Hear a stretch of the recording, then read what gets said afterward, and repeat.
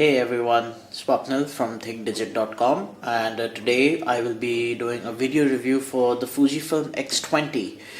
Um, if you take a look at the X20 and you compare it with the X10, which is the camera that it replaces, there's hardly anything different between the two cameras, at least visually. Uh, Obviously, the logo has changed, the branding. This says X20 and that said X10, but other than that, on the front they're absolutely identical. In fact, even the specifications on the lens remain the same. It's the same 28 to 112 mm f2.0 to 2.8 lens, incredibly sharp, not to mention.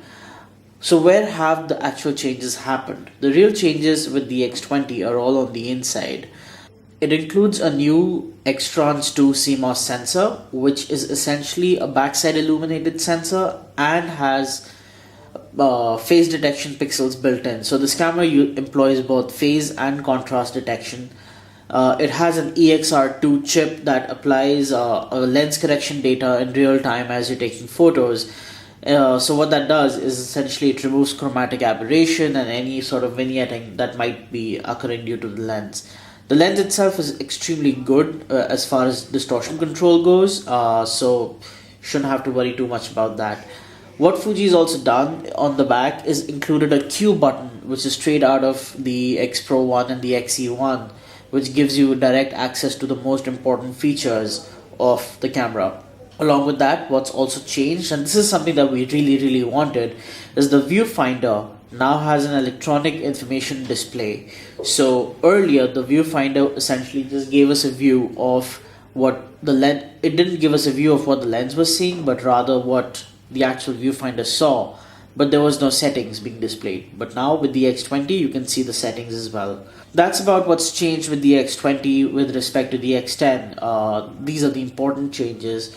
We've been shooting with this camera for a while now, and despite the small 2/3 inch sensor, we found that this camera is taking some amazing images. We carry it everywhere we go with us. It's got, thanks to the f2.0 aperture, we can shoot in low light without any problems. We can bump the ISO up all the way to 1600 and still manage to make good, clean, noise-free images. The video on the X series has always been sort of a hit or miss, and that kind of continues with the X20. Though it shoots good video in good light, low light it suffers a little bit, and the worst part is that it doesn't give us a lot of manual control to play around with. Overall, for 40,000 bucks, the X20 is actually a really good camera. Fuji's always boasted about how the smaller sensors perform as good as sensors that are slightly bigger than what they have, and that actually even continues to hold true with the X20.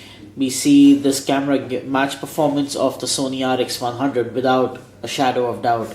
So the RX100 is 35,000 and this is 40,000, so it's just a difference of 5,000 rupees, but what you get instead is a very unique form factor, which is a rangefinder design, really sharp lens, a fast lens in fact, and a camera that we know for a fact is an insanely amazing performer.